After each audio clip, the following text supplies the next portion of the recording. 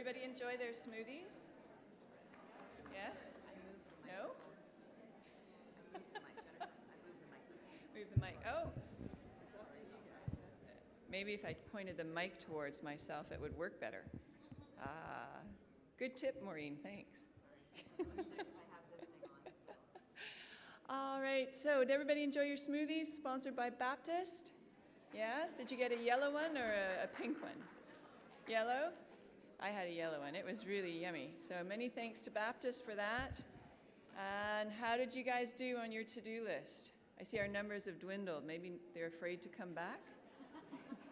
They know I'm going to ask. All right, you guys thanked a sponsor, thanked a volunteer, checked out all the things you're supposed to check out. Did you have an incredible sense of achievement as you mentally went through and ticked those things off? Thinking, yeah, I'm all set. Awesome. Excellent. Anybody else been thinking about their grocery shopping list for this afternoon? Well, I can tell you that there's some interesting props on the podium right now. So I think we're in for a real treat with our next speaker. I do have an announcement. If the owner of a blue SUV, license plate, yeah, they're not parked, this isn't a parking issue. If you've got a blue SUV license plate 126212, we need you to go speak to Maureen at the doctor's hospital booth. Okay, so it's 126212. It's a blue SUV. Go see Maureen at the doctor's hospital, which is just outside that door, their booth here. So, all right, we're down to the last session. I can't believe it. It's the last session of the conference.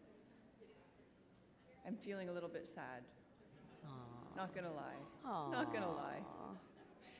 Have you guys been enjoying the session so far this morning? Yeah, it's been fantastic. It's really been, that was a really informative couple of presentations we had this morning. And I know that we're going to have a really informative one now with Miss Maureen Cubbon, who is the Wellness Director of Best Life. She has over 15 years of experience working with local, international, and Fortune 500 companies to help align their brands with health and wellness. She has a keen understanding of the health issues faced by global employees and has been integral to the development of comprehensive workplace wellness campaigns in several countries. She's helped create and implement several community initiatives focused around children's health, such as the Be Active and Eat Smart program, the Project Grow School Garden program, and she's a founding member of the National Health Task Force for Children's Health, working closely with the Cayman Heart Fund, the Cayman Islands Health Services Authority, and our Ministry of Health. Maureen is also a board member of the Cayman Heart Fund, coordinating all their community health and wellness initiatives, including district health screenings and outreach programs. Ms. Cubbon has a deep passion for food education and is also an award-winning chef, achieving first place in the 2013 Food and Wine Cayman Cookout Amateur Chef Competition after being a finalist in 2012. She currently hosts and runs healthy cooking classes and programs for corporate clients and budding chefs in the kitchen studio at Bon Vivant. Maureen is the Cayman Islands Ambassador for Jamie Oliver's Food Revolution program and is the lead instructor for the Seed to Plate after-school program in partnership with the YMCA. This program provides a grassroots approach to teach children where their food comes from by creating school gardens and teaching basic cooking skills through hands-on learning. She is a certified corporate wellness coach, a certified personal fitness chef, and a certified stress management coach. And your produce is on my speaking notes. Sorry. Ladies and gentlemen, please join me in welcoming Maureen Cubbon as she talks about the Cayman Food Revolution. Thank you. Perfect. Thank you very much. Thanks everyone for sticking around for the last bit of our health conference. I don't know about you, but I've been pretty inspired. I've learned an awful lot in the last few days. And I am hoping that in the next little bit that I can give you a little bit more information. I know we've had a lot of information in the last few days, but my goal today is really to take things to a little bit more of a thoughtful level. I want us to think a little bit about every bit of information that we've got and how we can really make this into an actionable plan. So thank you for that introduction. You covered all my, my background. I have a deep, deep passion for food. I would say when I competed in Cayman Cookout, it was great because I had an 11-year-old sous chef with me. And how that came about was we were doing cooking classes in the community and at Bon Vivant. And this young boy was just super, super keen on food. And he challenged me to enter because the year before I had not won. And I thought, you know what, let's give this a go. But mostly it was to be quite curious to see how interested he would be to take that helm and run with that food and cooking. So we won, it was great, and that really, I think, changed my thought process of where our focus should be. Best Life, we do a lot of wellness education, but for me, food, education, passion, and also becoming part of the Jamie Oliver Food Revolution really made an impressive impact on me. For those of you who are not familiar, Jamie Oliver is a British chef. He's also a health advocate and fights for food education, access to good food for children no matter where you come from or how much money you have. And the biggest part is inspiring people to cook again. So that I've tried to bring into the schools now, and we'll talk a little bit about how that can be incredibly impactful. I want to start off, though, by really saying that I love food. Like, I really, really love food. I love eating it. I love talking about it. I love cooking. I love sharing it, all of it. And no matter where we look in the last few days, I think it's pretty clear that how we eat and what we eat have a clear correlation to our health. With that, what do we do with all this great information? We've had some amazing speakers who have given us some wonderful tips, but I want to take it up to the next level. I want to appeal to sort of a higher thought process of how we can do things in a way that are meaningful and impactful, not just for ourselves, but for our community also. We also know that diet is pretty much the #1 contributor to a lot of our non-communicable diseases and a lot of the issues that people have today. So you may not be diagnosed or people are not actually fighting or treating a disease, but we're on our way to that. And some of the numbers we're going to talk about specifically today are localized here to Cayman because I think it's incredibly important for us to see. We know what worldwide trends are, and unfortunately it's starting to have a great impact here in our little island, which we need to change. So starting to get a little bit personal, why do I care about food?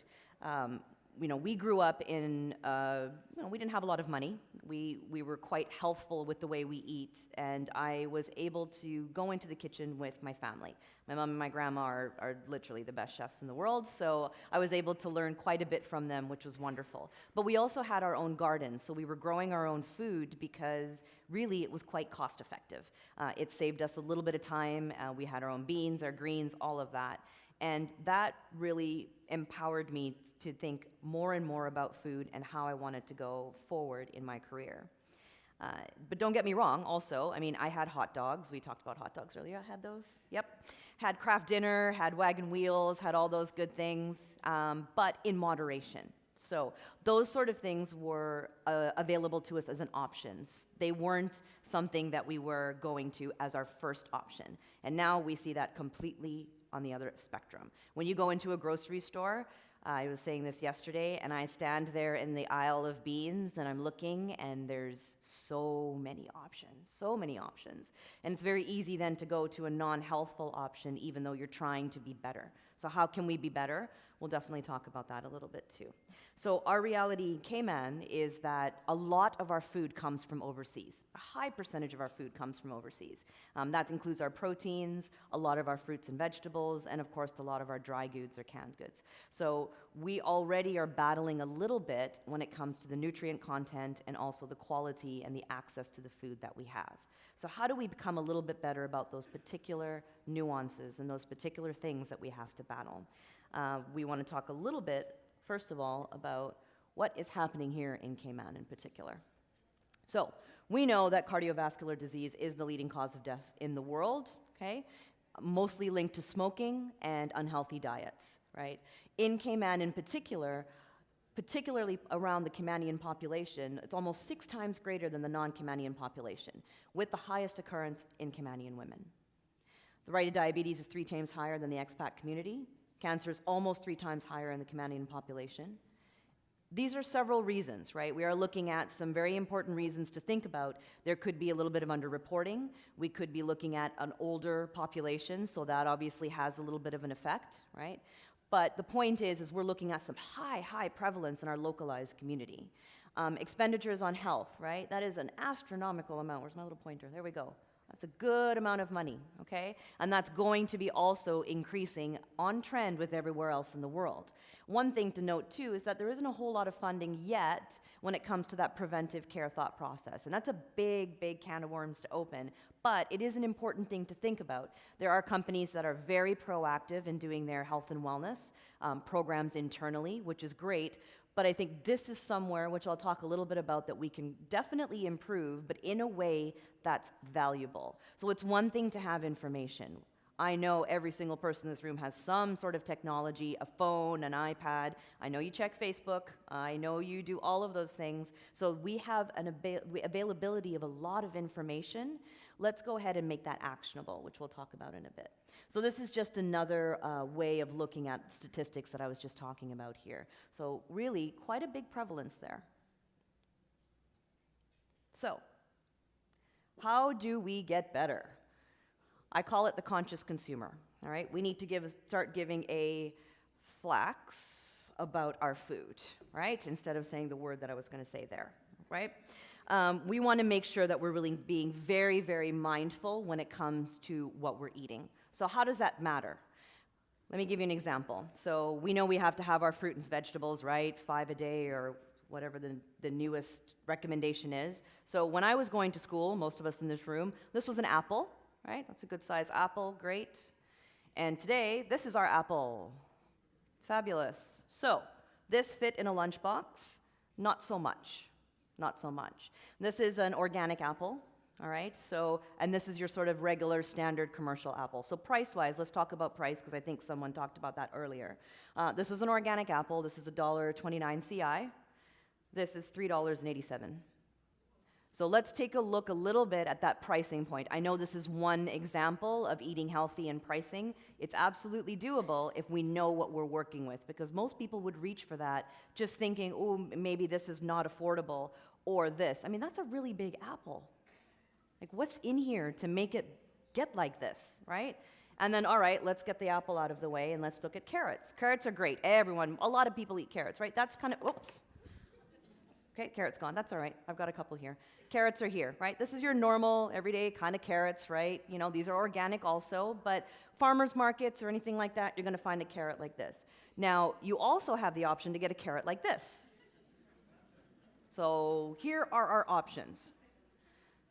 That's a big difference. This is worrying me a little bit, right? It should worry you a little bit. It should worry you a lot, right?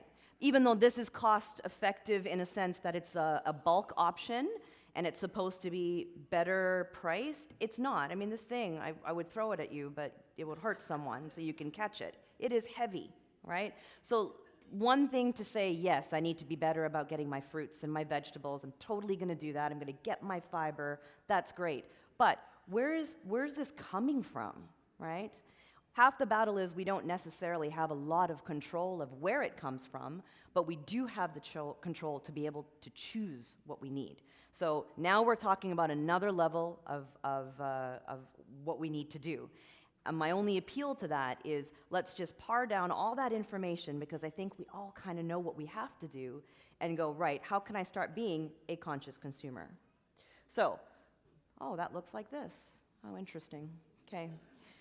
Right? So if we were going to actually start labeling foods the way they should be labeled, they would probably come with some pretty scary warning signs, right? And before I get into the next little bit, I do want to say very clearly, I'm not advocating for a particular kind of eating pattern. I don't call it a diet, I call it an eating pattern.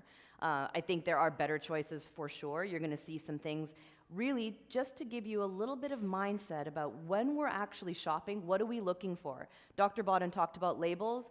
Huge problem with labels. So how, besides getting that bigger battle with government and all of that actually do the labels and the regulating, how do we actually be better on our own consumer level? So, the conscious consumer, I think there's 3 main aspects of it. I'm going to move around a little bit because I like to walk a bit, so I'll walk over here and say hi to these people over here. What's happening? All right, so Conscious consumer. Number one, we want to eliminate processed and manufactured foods. This is absolutely number one key, right? Example like earlier, that lovely hot dog. I know everyone's had a hot dog. Most people have had a hot dog, right? But we got to think about what exactly is in that food and what's the realities of what's linked into this food. Read and understand your food labels. So I talked to you about labels earlier. Everyone's going to read a label. You'll look at it and go, that's okay, yep, that's great, and maybe not really understand what all of those numbers mean. Few tips on that of what you should particularly be looking for, and becoming a farm soldier. So I'll talk a little bit about that with you guys too. So, animal-based proteins, the meat sweats. Let's talk a little bit, because meat should make you feel a little sweaty. I eat, by the way, meat, chicken, eggs. I do all of those things. So this is really just for your information. There is undoubtedly a heck of a lot of proof that our processed meats are full of garbage. 800 reports, 10 different countries telling us that processed meats are linked to dire health cases. So processed meats, you process anything that doesn't come from the natural source of what it is. You know, deli meats, anything that you can go and buy in your refrigerated area. That's what we're talking about, processed meats. The WHO has actually gone ahead and classified, and that's a very bold move on the WHO's part, to go ahead, World Health Organization, as meat as a group 1 carcinogen. So carcinogens are cancer-causing elements, all right, and pollutants. Same group as tobacco, asbestos, plutonium. Plutonium, for those of you who don't know, is radioactive, and it helps with nuclear bombs. So that's really good to know that that's in our meat. Red meats, so not much better, group 2. Group 2 is sort of the next level down. Again, this is your normal, everyday meats. So we're going to talk a little bit about what these other terms mean when it comes to the grass-fed, grain-fed, what's better, what's not. Cows on most of the farms also do eat GMO crops. We know that. Roundup, for those of you who don't know what Roundup is, it is a weed killer.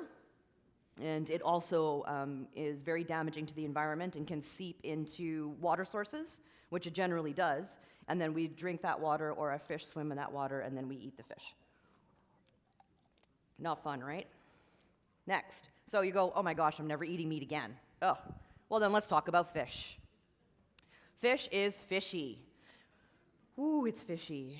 It's a tough one too, because again, we get a lot of our fish and a lot of our meat from overseas, so we've got to really be thinking about, well, how am I making these best choices when really I feel like there's a wall against me when it comes to this, really, and if I want to continue to eat meat. But we'll get there. So, fish, PCPs, PZBs, big long words, but basically very, very gross and very bad for us. So, in the sense of particular kind of fish, and we're going to go a little bit deeper on what we're looking for when we want to eat fish. PCPs, right? It's a herbicide, insecticide. It helps with making sure paint doesn't get bad. Wonderful. And then it's also very slow in biodegradation, so it actually sticks around a little bit longer. So we were talking about gut health. That's a tough one for our guts to take care of. PCBs, they cause cancer in animals. That's when a lot of the things that we were talking about, when you see these products that aren't tested on animals or animal test free, they're worried about this stuff getting into their system. Well, they're kind of getting into our system a little bit too. Particularly in rivers and lakes in the United States, you're going to find in 48 of the states there are absolutely all of these elements available and there, including some mercury. Now, we have to think a little bit about how this has become this way. So farming practices is one of them. Not everyone farms the proper way. There are GMOs, there are things that are sprayed in our food, all of those good things. We know that, and unfortunately, the farms that don't practice things like organic practices or non-GMO practices still have to hang out in the same area as the other farms. So we have to think a little bit about the proximity of, is organic really, really, really, truly 100% organic? Unless you go to that farm and you can prove it, it would be a tough thing to know. But obviously, it's a better option than the others, okay? Wild caught, too. We do want to make sure, of course, wild caught, we know our oceans are polluted, right? I'm talking about big, big things here, and I know we're not going to solve that today. But again, it's just to let you know about the awareness level of what we're battling when it comes to sitting there and making those food choices, all right? So it could come from polluted sources also, okay? What do we got next here? Read your labels. So that's number 2, being part of your conscious consumer. So, reading your labels. not only reading your labels, but being understanding when you're going and picking up your apples, please pick this one. That would be good, because this one is really not very, they taste significantly different also. All right, pricing-wise, that's a whole other presentation, but I will challenge you to say that really the few dollars and cents overall in your grocery bill is negligible for the amount of the quality of the food that you're getting if you made that better choice, right? So we want to take a look at reading your labels. Here you go. So you want to do your homework. Very, very important to do your homework. Make sure you know what these lovely words are that make us feel really good when we make that choice. You're not going to feel very good after the next slide. So just so you know. Okay, know what your salt, sugars, and fats are. So sugars, salts, for instance, you know that as an adult, or you should know as an adult, you shouldn't have any more than 1,500 milligrams. In one can of beans, when I did a little bit of research, it had almost 800 milligrams. So if you were going to have that whole can of beans, say, for your meal, you're already one meal, like a few milligrams away from your daily requirement, because the average adult in North America gets about 2,500 milligrams of salt. Right? And then if you can't pronounce it, don't eat it. Come on now, that should be simple, right? But we don't, like Dr. Bodden alluded to earlier. There's some stuff in there, and we just ignore it because you look at it and you read it and go, you know, that's fine because the other stuff I know, so it makes it better. It really doesn't, okay? Word wizardry. So this is fun. This is where we are told words, marketed words, to make us feel better about some of the purchases that we're making. All natural chicken. It's one of the most widely used labels, right? So it does mean that no additives or preservatives were introduced after the poultry was processed. Although you could go ahead and take a sodium-based broth to kind of pump it up a little bit, that still makes it natural because salt is natural, apparently. Next, natural, no meaning whatsoever.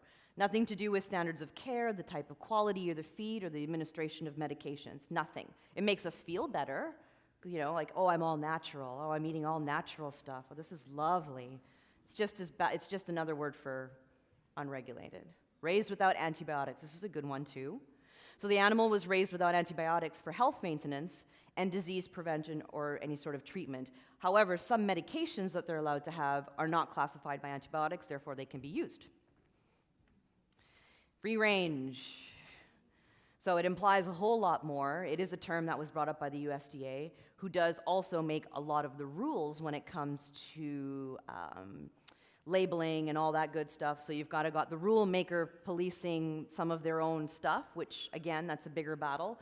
But USDA, that means really that the animals are granted access to the outdoors. Okay? Cage-free, same thing. Just because the chickens are not in cages doesn't mean that they're not still in a confined space and mass-produced. So, see, they're cage-ish free. They don't look very happy, do they? Those poor little buggers, right? So it isn't really pretty. Chickens are crammed, fresh air, all of that, you know? And listen, I eat chicken, I eat beef, I do all of those things, but this is just to show you that these labels really can be very, very misleading. So you have to be better. You have to be conscious when it comes to your consumer habits, because if you're not, you get to eat this very unhappy. Look at that little face. Right? Hormone, steroid-free, sorry, let me just go back to that. Right? Even though antibiotics have been banned, birds can be fed with drugs that are not ranked as antibiotics. So something to think about there. Some more word wizardry. Grain-fed beef. How many of you guys have eaten grain-fed beef before? Yeah, feel good about it, right? How about grass-fed? Anyone ever tried grass-fed? Excellent. So, generally speaking, right, most cattle will start off with a corn-fed or grain-fed diet unless they're very specifically specified as having a grass-fed diet, but grass-fed doesn't necessarily mean their whole life. They could have been grass-fed at one point. So they could have started off grass-fed and then finished off grain, started off grain, finished off grass. So there's very ambiguous on what that actually looks like. So again, just think a little bit about, it is better than your normal sort of everyday beef that we get. It's absolutely a better option, and I know those are the small steps we want to do to make better. So just be thoughtful about that, right? Grass, pasture-finished beef, all right? These are the ones that are all those happy cows that you see in the commercials. They're on grass, they're doing all that. So they generally are better for us, But make sure, take that little extra step, because when you're in the grocery store, you got your phone, do a quick little search. There's nothing wrong with doing a quick search when you're actually going ahead and doing grocery shopping, because you'll find a lot of information on not only the processor or the brand, but also what some of these terms mean, because they can be used interchangeably, and it's really, really confusing when both of those things are on a label, and you're just like, that's just way better than the other one, so I'm going to get this one. Okay?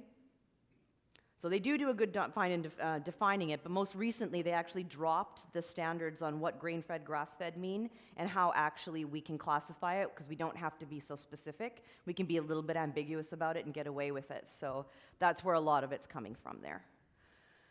Okay, so be a farm soldier. How many of you go to the farmer's market? Oh boy, we need to get that to be a bit better, right?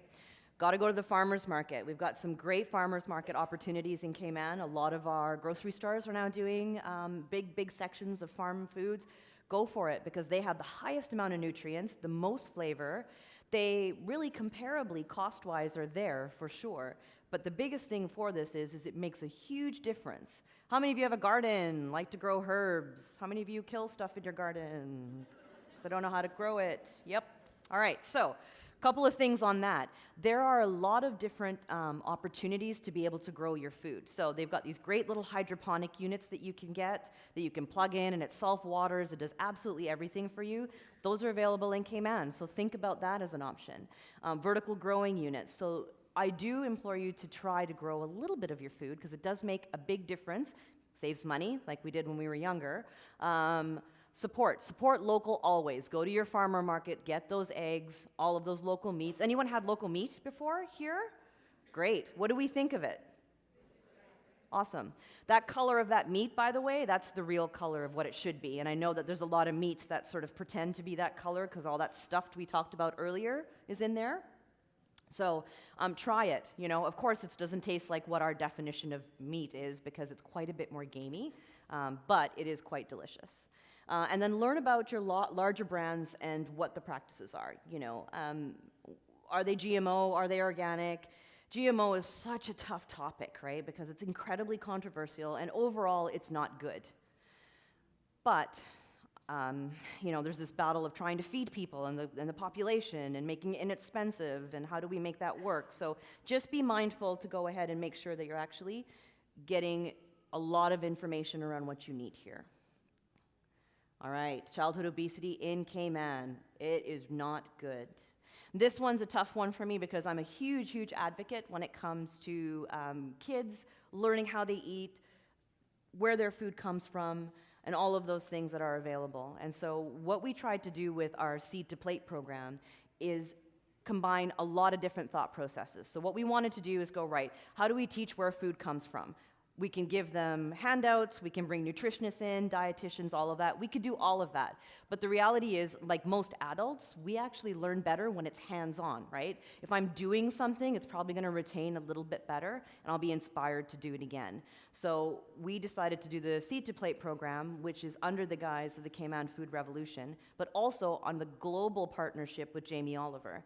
And then we wanted to make it local. So we decided, okay, let's go ahead and take it a step further. I mean, I like to cook, and kids just don't even know the difference between a tomato, a potato, an eggplant. Those things, they have no idea that connectivity between a tomato makes ketchup.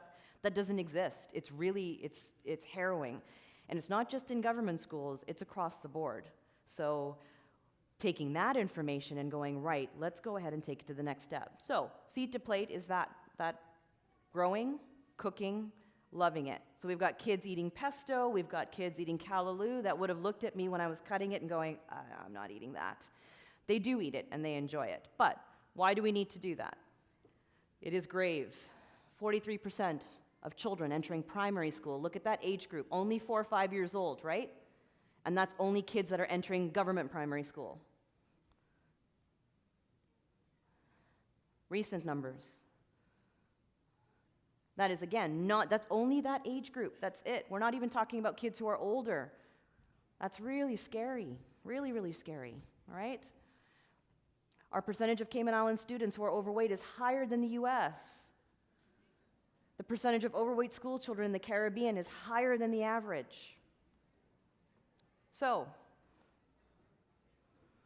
how do we change that? I think we need to think about revolutionizing. What a great word. I love that word. Government support funding for school programs that teach nutrition and health from a hands-on, experience-based approach. So we've got a lot of information available to us, and I think that being able to enable some of the great projects that are happening all over Cayman and bringing them into the schools would be great.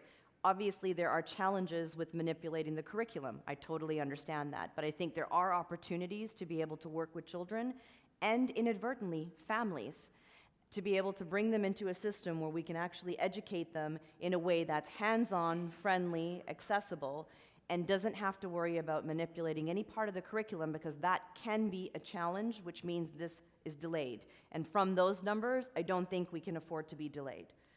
So, education on families on how to shop, preparing and planning for it, making it accessible at pivotal points. So, in grocery stores, in the school, maximum impact.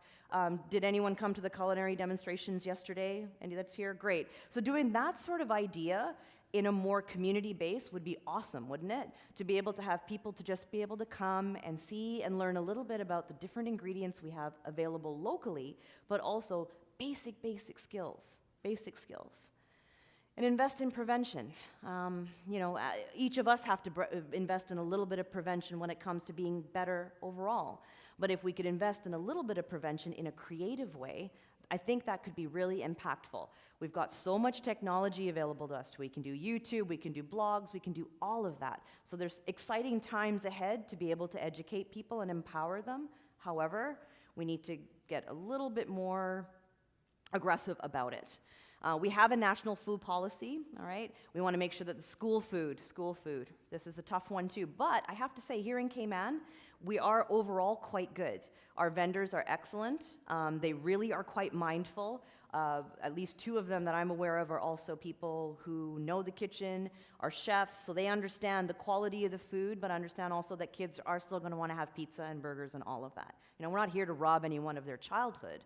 However, we can't be in a position where we're having terrible things all the time, especially with our kids.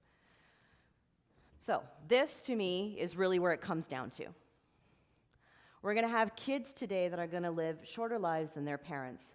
And how we came to this is remarkable, because at the end of the day, kids are really just exposed to what we as adults give them the landscape to. So when I look at that and go, right, I don't have kids, but I see about 200 of them every week, so I know that that's impactful.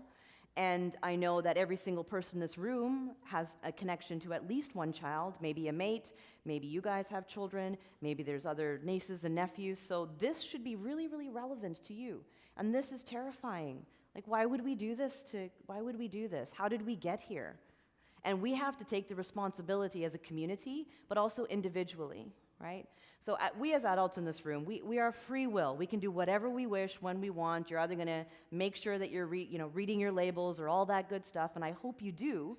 I hope on a higher level you're just going to be more conscious when you're actually shopping or eating out or doing any of these habits. But this, to me, is really where the crux is. So how do we change this? And the good news is a little bit of work and just a little bit of investment, not only in time but finances, can truly be incredibly impactful.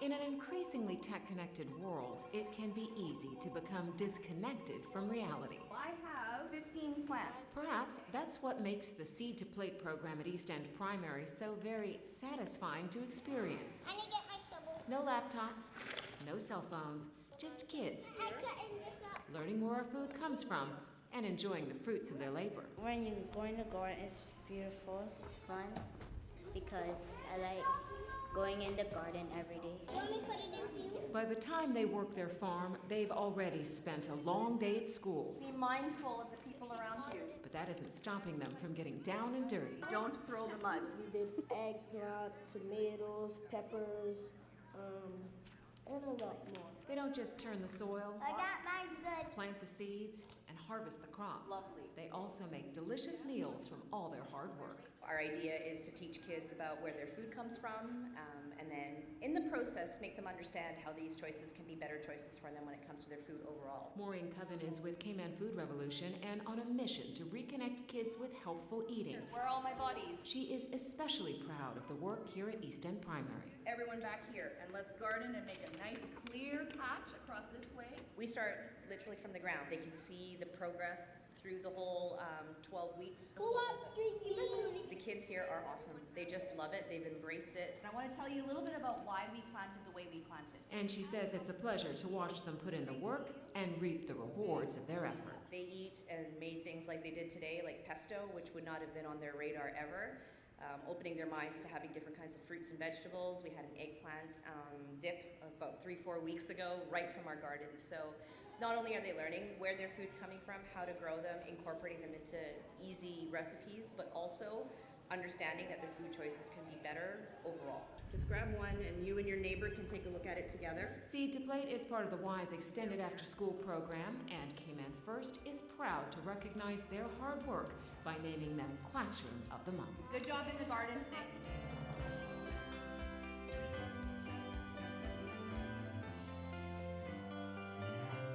I'm finished.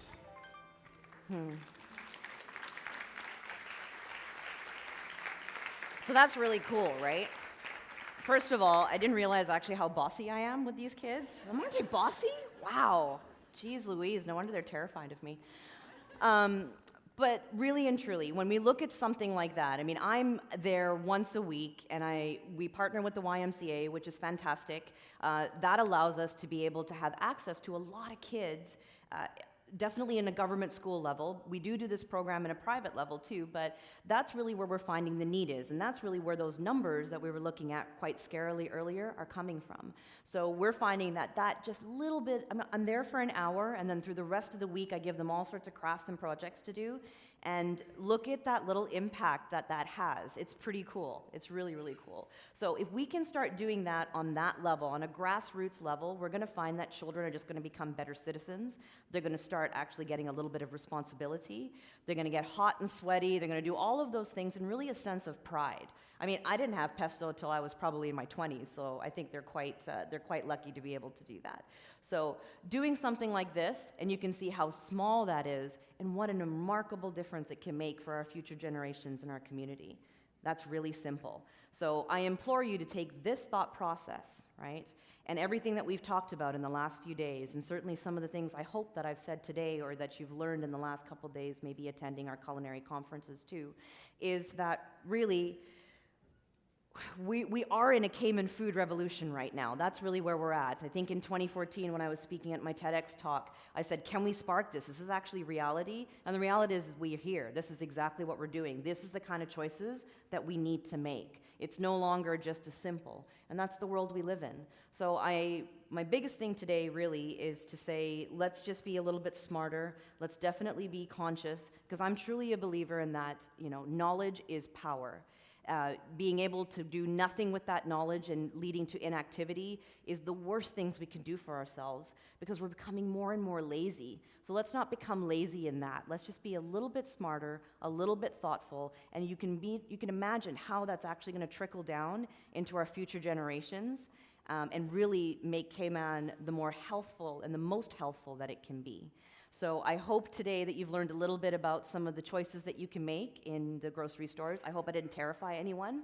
But at the same token, it is important for us to look at out-of-the-box approaches when it comes to really revolutionizing our healthcare system and the way we look at healthcare here in Cayman, because simply it's not sustainable the way it is. It's quite unsustainable and can be incredibly impactful, not only for us as adults, but also our generations before us, and definitely a dire impact on our generations after. So do a little bit for yourself, do it in your community, be a farm soldier, and I promise you, in my granola way of thinking, that I do believe that we can make a huge impact on our beautiful small island in Cayman. There's only 60-ish thousands of us. Come on, let's be an example for the rest of the Caribbean and really implore and work with people who are doing some amazing things. Collaboration is where it's at. So thank you so much for your time. It was such a pleasure to speak with you. And if anyone has any questions, please do let me know after. Okay.